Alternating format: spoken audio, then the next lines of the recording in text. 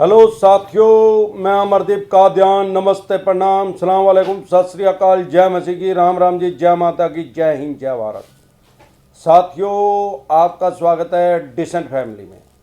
साथियों, आज हम बात करेंगे, आपका किसी भी तरह का लोन है, बिजनेस लोन है, पर्सनल लोन है, क्रेडिट कार्ड का लोन है, क्रेडिट कार्ड है, सिक्योर लोन है, अनसिक्योर लोन है, स्कूटर मोटरसाइकिल कार जीप का है, बस ट्रक का है, मकान दुकान फैक्ट्री कारखाने का है, किसी भी तरह का अगर आपका लोन है तो आपके क्या राइट्स हैं, हर लोन के बारे में मैं अलग अलग बताऊंगा। और किस तरह से आम और खास आदमी के साथ ये बैंक और एनबीएफसी कंपनी ठगी करते हैं, इल्लीगल काम करते हैं, क्योंकि आम आदमी को अपने राइट्स नहीं पता, अपने अधिकार नहीं पता। सबसे पहले हम बात करते हैं, अगर आपके पास scooter motorcycle car jeep truck bus कोई ऐसा वाहन है जो आपने किस्तों पे लिया है, इंस्टॉलमेंट पे लिया है, जिसके ऊपर लोन करवाया, अब क्योंकि लोगों के बिजनेस व्यापार काम धंधे इतने चल नहीं रहे हैं, 50% से ज़्यादा किसी का काम नहीं चल रहा है, और करोड़ों आदमियों की जॉब जा चुकी है, 12.25 करोड़ आदमियों की जॉब जा चुकी है, प्राइवेट आदमियों की जो प्राइवेट जॉब कर रहे थे, जिनकी लगी हुई है 20-30-50% पे वो काम कर रहे हैं। 100% सैलरी किसी को मिल नहीं रही, जितनी कोरोना आने से पहले मिल रही थी नहीं मिल नहीं रही। दोबारा से फिर कोरोना विकराल रूप धारण कर रहा है, लोगों को डर भय पता है कि दोबारा से फिर लॉकडाउन न हो जाए। अब दिक्कत परेशानी किस देने में आनी स्वाभाविक है, आम आदमी को, क्योंकि आम आदमी ने ही सबसे ज़्यादा लोन ले रखे हैं। छोटा मोटा 2, 4, 5 लोन हर आदमी के तकरीबन मध्यम वर्गीय परिवार के चले हुए हैं लगभग। अब उसने वो लोन तो कोरोना आने से पहले लिए थे, उसको ये तो पता नहीं था, क्योंकि ये तो आज से 100 साल पहले इस टाइप की महामारी आई थी जिसको प्लेग कहते हैं, और हरियाणा में उसको कातक वाली बीमारी के नाम से जाना जाता था, क्योंकि कातक का महीना जो होता है वो जनवरी का महीना होता है, बहुत ज़्यादा ठंड होती है।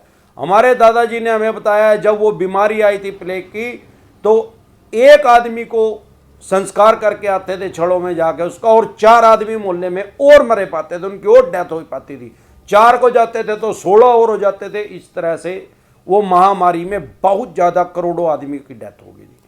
अब उस टाइप की ये बीमारी दोबारा आ चुकी है, सारे दुनिया के अंदर फैली हुई है।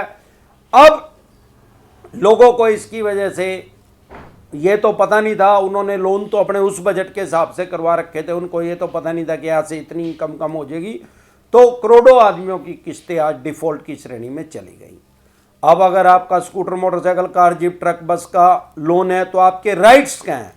देखो, अगर हमने लोन ले रखे, 2 ले रखे, 5 ले रखे, 25 ले रखे, सारे भी डिफॉल्ट हो गए, तो भी हमारे राइट्स, जो हमारे अधिकार हैं, जो हमें संविधान ने दिए हैं, वो हमारे खत्म नहीं हो जाते। एज ए कॉमन मैन, भाई जितने रिलायंस वाले मुकेश अंबानी के पास अधिकार हैं आज की डेट में, उतने एक भिखारी के पास है, उतने ही मेरे पास हैं।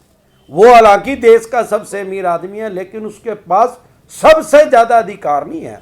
अधिकार सेम है जो संविधान ने हमें, उसको या किसी को भी। यहाँ पे राजा रंक, मंत्री संतरी, भिखारी, राजा सब एक है, सबके लिए एक ही कानून है, कोई अलग से धारा किसी के लिए नहीं। अब मेरे देखने में आया क्या है, नियम क्या है? मान लो अमरदीप का ध्यान के पास कार है, उसने लोन करवा रखी है, उसकी किस्तें डिफॉल्ट होगी। पहले तो माननीय सुप्रीम कोर्ट की तरफ से एनपीए पे रोक लगी हुई थी, तो स्वाभाविक बात है कि एनपीए में नहीं जा सकता, तब तक ये मेरी गाड़ी को खोस नहीं सकते थे। अब वो मैं गाड़ी का एग्जाम्पल पे बात कर रहा हूं, चाहे वो स्कूटर मोटरसाइकिल हो और चाहे ट्रक बस हो, सब के ऊपर एक ही नियम लागू होता है। अब क्योंकि एनपीए से रोक हट चुकी है, अब ये एनपीए नियम ये है कि पहले मेरे केस को एनपीए में डालेंगे, 92 दिन के बाद, जब मैं 92 दिन तक इनकी लगातार किस्त नहीं दूंगा, या बीच में ब्रेक कर करके भी टोटल 92 दिन की मेरी किस्त रुक जाएगी, तो ये मेरे केस को एनपीए में डालेंगे, नॉन परफॉर्मिंग एसेट। भाई ऐसा पैसा जो बैंक या एनबीएफसी कंपनी को अब फायदा नहीं दे रहा। अब उसके बाद लीगल प्रोसेस क्या है? उसके बाद ये मेरे पास आर्बिट्रेशन का नोटिस भेजेंगे। बैंक और एनबीएफसी कंपनी का एक अधिकारी होता है, ऑफिसर होता है, जिसको आर्बिट्रेटर कहते हैं। वो ज्यादातर उस पोस्ट पे या तो रिटायर जज को लगाते हैं या किसी gazetted officer, retire gazetted officer को ही लगाते हैं, बैंक और एनबीएफसी कंपनी, जो मेरे देखने में आया। अब जो आम आदमी के पास आर्बिट्रेशन का नोटिस आता है उसमें नीचे लिखा रहता है रिटायर्ड जज, तो वो डर जाता है, वो सोचता है भाई कोर्ट का नोटिस आ गया। आपको इस टाइप का कोई नोटिस आ रहा है, आर्बिट्रेशन डिसेंट एडवाइस लिख के आप वीडियो देख सकते हैं। अब मैं मोटा मोटा बताता हूं वो आर्बिट्रेटर करेगा क्या। वो भाई साहब आर्बिट्रेशन की प्रक्रिया को लागू करेगा, मुझे बुलाएगा या ऑनलाइन करेगा, और वो उसके पास राइट्स तो हैं कि वो आदेश दे सकता है बैंक या एनबीएफसी कंपनी को कि भाई अमरदीप कादियान से इसकी कार ले ली जाए, लेकिन डिसेंट तरीके से, ये आप ध्यान रखना। और वो भी आर्बिट्रेशन की प्रक्रिया पूरी होने के बाद, ऐसे नहीं कि बिना नोटिस देखे ही वो गाड़ी ले लेंगे। उसके बाद भी आर्बिट्रेशन ने जब आदेश दे दिए और उस चवन्नी छाप के पास, वो पहले कंपनी के पास आएंगे, वो फिर चवन्नी छाप के पास चले जाएंगे। उस चवन्नी छाप का काम क्या है? सबसे पहले अमरदीप कादियान जिस एरिया में रहता है वहां पे जो थाना या चौकी लगती है मेरे पास, मेरे घर जिस थाने या चौकी के अधिकार क्षेत्र में है, वो आदमी पहले वहां जाएगा और वहां पे एक रिटर्न में एप्लीकेशन देगा थानेदार चौकी इंचार्ज साहब के नाम या एसएचओ साहब के नाम कि भाई हमने अमरदीप कादियान की गाड़ी लेनी है और ये हमारे पास आर्बिट्रेशन के आदेश हैं और हम इसके घर गाड़ी लेने के लिए जा रहे हैं, या दुकान पे या मकान में, फैक्ट्री कारखाने में, जो भी जहां भी वो आ रहे हैं। अब तरीका क्या है? मेरे से वो डिसेंट तरीके से मिलेंगे, मेरे को बताएंगे कि भाई साहब ये आदेश है, आप अपनी गाड़ी हमें दे दो। अब उन्होंने डिसेंट तरीके से मेरे से गाड़ी ले ली। अब उनको क्या करना है? सीधा यार्ड में नहीं जाना, गाड़ी को जमा नहीं करवाना, सीधा दोबारा उसी थाने या चौकी में फिर जाना है, फिर एक एप्लीकेशन लिख के देनी है कि हम अमरदीप कादियान से उसकी गाड़ी शांतिपूर्ण तरीके से ले आए हैं, उसने अपनी सहमति से दे दिया हमें। उसके बाद वो जाके उसको यार्ड में खड़ी कर सकते हैं, या कंपनी ने, हमारे यहाँ यार्ड बोलते हैं, अलग अलग जगह अलग अलग नाम है, मतलब वो स्थान, वो सुरक्षित स्थान जहाँ पे बैंक या एनबीएफसी कंपनी उस गाड़ी को रखना चाहती है। लेकिन प्रैक्टिकली क्या होता है, देखने में क्या है, आप भी समझ सकते हैं कि ये जो चवन्नी छाप होते हैं ये करते क्या है। ये ना तो आर्बिट्रेशन का, क्योंकि उसमें प्रोसेस में टाइम लगता है, ना तो उसकी वेट करते, ना ही किसी थाने या चौकी में जाते। मेरे तो देखने में आई है एनपीए की भी वेट नहीं करते, उठाई रहे, ये तो सीधा 5-7 बंदे आते हैं और छीना झपटी करके उसकी कार, स्कूटर, मोटरसाइकिल, ट्रक, बस उसको खोस लेते हैं और खोस के ले जाके उसको यार्ड में खड़ा कर देते हैं। अब इन्होंने क्या करा? कानून का उल्लंघन कर दिया। अब अगर अमरदीप कादियान को अपने राइट्स ही नहीं पता तो मेरे को यह समझ में आएगा, क्योंकि चवन्नी छापों ने पहले ही मेरे को डरा रखा है, मेरे को राज कर रखा है और मेरे को अपराधी घोषित कर रखा है। मेरे दिमाग में क्या आएगा, यार मैंने इनकी 3 किस्तें नहीं दी या 5 किस्तें तो मैंने दी नहीं थी, मैं ही गलत हूं, मैं ही चोर हूं, इन्हें तो खोस ली, इन्हें तो ठीक काम करा भाई, इन्हें तो खोस नहीं थी क्योंकि इनकी तो है ही। अगर मुझे अपने राइट्स नहीं पता है, अगर मुझे राइट्स पता है तो मुझे क्या करना चाहिए? क्योंकि ये डिसेंट तरीके से तो मांगेंगे नहीं, ये तो ना आर्बिट्रेशन की बात देखते तो सीधा छीना झपटी करें। जब ये मेरे साथ छीना झपटी कर रहे हैं, हर आदमी की जेब में आजकल फोन है और 2000 रुपए वाले फोन में भी वीडियो रिकॉर्डिंग है, नहीं तो वॉइस रिकॉर्डिंग तो हो ही जाएगी। इनकी वीडियो बना ले तभी तुरंत प्रभाव से, और जैसे ही ये लेके चले तुरंत प्रभाव से पुलिस का नंबर पहले 100 तथा आजकल 112 है, उस पुलिस के हेडक्वार्टर में फोन करें, भाई मेरी गाड़ी को खोस लिया गया है जबरदस्ती। इनके ऊपर चोरी का केस नहीं लगेगा, इनके ऊपर डकैती का केस लगेगा, छीना झपटी करने का, खोसने का केस लगेगा इन चवन्नी छापों के ऊपर। अगर मुझे अपने राइट्स पता है तो क्यों? अब ये गाड़ी ले गए खोस के, अब भाई साहब मैंने कोई कंप्लेंट नहीं करवाई। अब ये क्या करते हैं, ये चवन्नी छाप तो कर देंगे, लेकिन कोई भी बैंक या NBFC company on paper illegal काम नहीं करती, क्योंकि उसके पास तो देश के सबसे बड़े बड़े वकील हैं। उसको पता है कि जमानत भी नहीं होएगी और ये एनबीएफसी या बैंक का लाइसेंस ही कैंसिल हो जाएगा, जो कि 100 करोड़ रुपए से भी ज्यादा देके मिलता है। वो ऐसा काम नहीं करेंगे। अब उनके पास राइट्स कहां से आ गए? गाड़ी खोजने का कोई राइट्स नहीं है, आर्बिट्रेशन किया ही नहीं। अब वो क्या करेंगे? उन्होंने फार्मूला 44 यूज कर रखा है। वो क्या कर रखा है उन्होंने? गाड़ी चवन्नी छाप से घुसवा ली, गाड़ी उनके कब्जे में चली गई। उनके पास एक ऐसा लव लेटर उन्होंने हमारे से लिखवा रखा है जब हमारे को लोन दिया था, जब हमने एग्रीमेंट किया था, उसके अंदर एक कागज ऐसा लगा हुआ था, उसके अंदर ये लिखा हुआ था कि मैं अमरदीप कादियान, ये मेरा एड्रेस है, ये मेरा लोन नंबर है, मैं अपनी सहमति से बिना किसी दबाव के अपनी गाड़ी को इस बैंक या एनबीएफसी कंपनी के इस चवन्नी छाप को सरेंडर कर रहा हूं, ये इसका नाम है, ये इसका आईडी नंबर है, इसका एम्प्लॉय नंबर है। ये बातें सारी उसमें लिखी रहती हैं, लेकिन उसमें सिर्फ तारीख नहीं लिखी रहती, न उस चवन्नी छाप का नाम लिखा रहता, बस वो सारी बातें उसमें पहले ही छपी रहती है, नीचे हमारे साइन करवा लिए गए। उसमें यह लिखा रहता है कि डैश महीने की किस्त मेरी रुकी, डैश। अब जितने महीने की रुक रही होगी उसमें टाइप कर लेंगे, उसमें मान लो 5 की रुकी तो 5 लिख लेंगे, 3 की रुकी तो 3 लिख लेंगे। उसमें एक स्टोरी कहानी लिखी रहती है कि मैं अमरदीप कादियान हूँ, मैं अपने पूरे होशोवास में बिना किसी दबाव के मैं अपनी गाड़ी दे रहा हूँ, क्योंकि मेरा बिजनेस काम धंधा नहीं चल रहा है या मेरी जॉब चली गई है, व्हाटएवर, मेरे से पैसे नहीं दिए जा रहे हैं बैंक के एनबीएफसी कंपनी के, तो मैं अपनी सहमति से बिना किसी दबाव के मैं अपनी गाड़ी सरेंडर कर रहा हूँ इनको। बस वो कागज इनके पास था, चवन्नी छाप मेरी गाड़ी ले गए खोस के, उस फाइल में से वो कागज निकाला और उठा के आर्बिट्रेटर के पास भेज दिया अपने, जो बैंक के एनबीएफसी कंपनी का था। लीगल डॉक्यूमेंट्स पूरे अपने कर लिए, आर्बिट्रेटर के पास ये भेज दिया कि जी आर्बिट्रेशन तो करने की जरूरत ही नहीं, अमरदीप कादियान ने तो अपने आप ही दे दी गाड़ी, ये लिख रहा, ये नीचे साइन लिख रहे और ये चवन्नी छाप का नाम लिख रहा, और ये इतने बजे दी, उसमें वो भी कॉलम होता है कि मैंने दी कितने बजे है, जितने बजे वो घुसेंगे उतने ही बजे उसमें लिख देंगे और उस स्थान का नाम लिख देंगे। अगर मुझे अपने राइट्स पता है तो ये मुझे मेरी गाड़ी भी वापसी देंगे, इनके ऊपर मुकदमा भी दर्ज होएगा, मैं कंज्यूमर कोर्ट में भी जा सकता हूं इनके खिलाफ, क्योंकि ये सेवा में कोताही बरत रहे हैं। अगर नहीं पता है तो फिर ये करते ही हैं इस तरीके से। इसके अलावा अब हम आते हैं सिक्योर लोन पे। मकान, दुकान, फ्लैट, फैक्ट्री, कारखाना, किसी भी तरह का सिक्योर लोन है। उससे भी पहले अगर मैं गोल्ड की बात करूं, अगर गोल्ड का किसी ने लोन लिया है तो उसमें आप कुछ नहीं कर सकते भाई साहब। मैं हमेशा डिसेंट एडवाइस देता हूं, वो तो गया, या तो इनके पैसे दे दो और नहीं तो उसकी एक्शन करने में के यार, गोल्ड तो आधी रात को बिकने वाली चीज है, उसकी एक्शन करके आप अपने आप ही अपने बंदे को ही खड़ा करके एक्शन करके खुद से ही खरीद के और आपको 9-2-11 कर देंगे वहां से, जा भाई अपने घर, हमने तो अपने पैसे ले लिए। वो तो ये है। इसके अलावा मकान, दुकान, इसमें इनको टाइम लगता है, क्योंकि एकदम से गाहक थोड़ी मिलेगा यार। इसमें ये क्या करेंगे, प्रक्रिया क्या है, पहले सबसे पहले एनपीए का नोटिस देंगे, नॉन परफॉर्मिंग एसेट।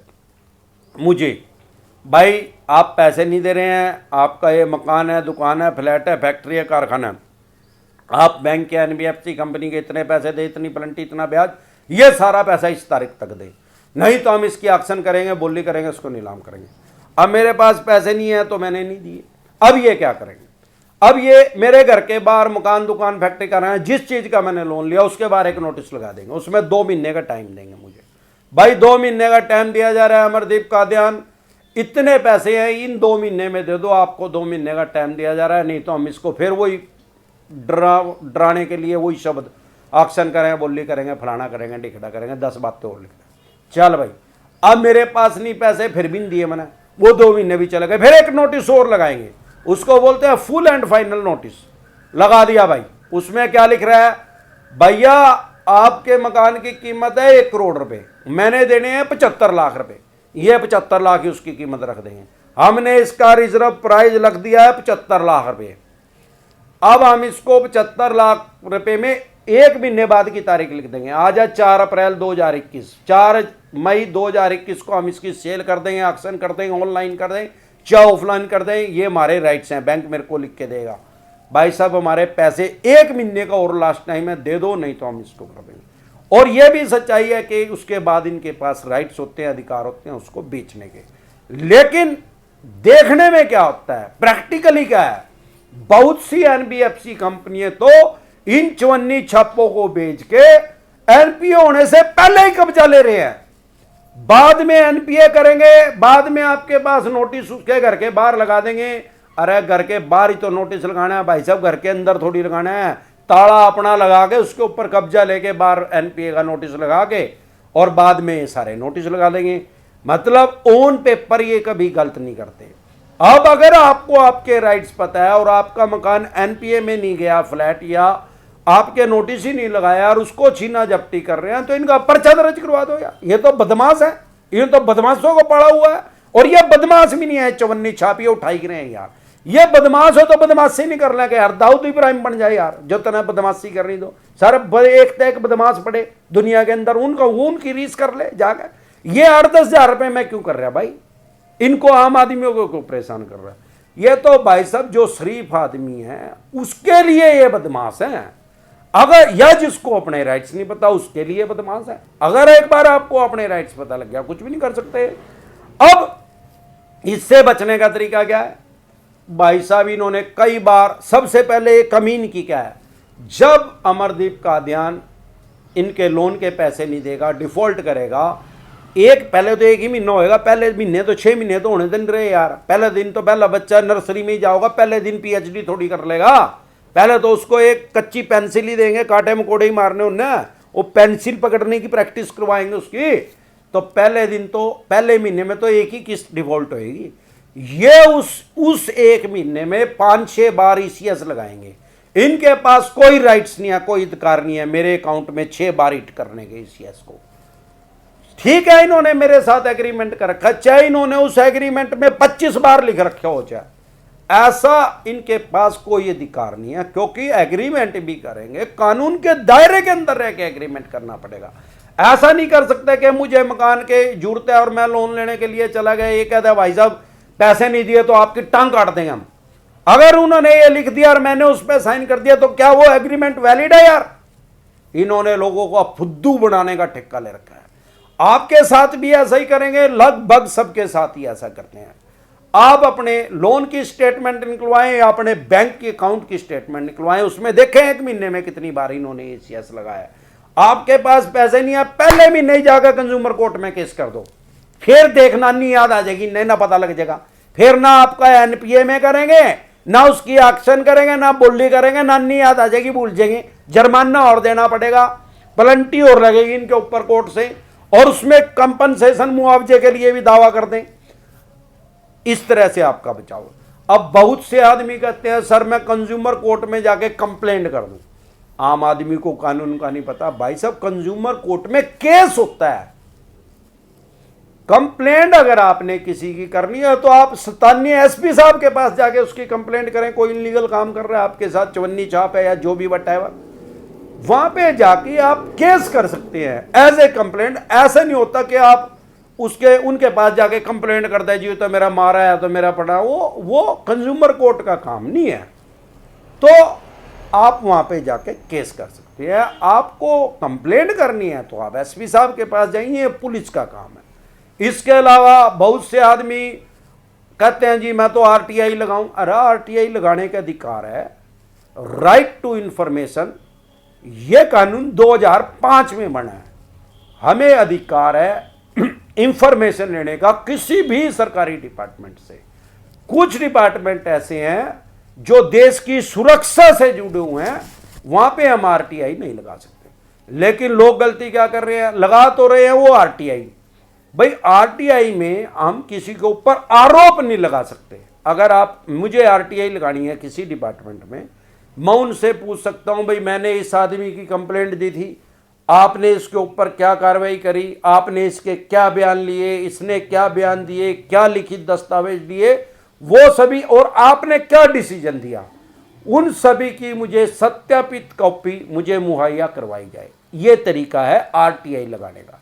लोग गलती क्या कर रहे हैं, उसके ऊपर आरोप लगा रहे हैं कि मैंने इसके ऊपर ये आरोप लगाया था जी, ये चोर है, ये ठग है, ये फलाना है, इसके ऊपर कार्रवाई करो। वो यार आरटीआई और वो दोनों अलग अलग चीजें हैं। तो इस तरीके से आप अपना बचाव कर सकते हैं। अब रह गया अनसिक्योर लोन। अरे अनसिक्योर में नहीं बिगड़ता भाई कुछ भी, जिंदगी का मस्त मजा ले, एक पंजिया केस करेंगे भाई ये दीवानी का, और जब करेंगे मेरे पास आ जियो राम का। और बहुत से आदमी ये भी कर रहे हैं, बहुत से आदमी फार्मूला 44 कर रहे हैं, लाखों आदमी 9-2-11 ही हो गए हैं। कर ले भाई, क्या करेगा, खास तौर पर रेंट पे रहने वाले, ना रहेगा बस ना बजेगी बांसुरी।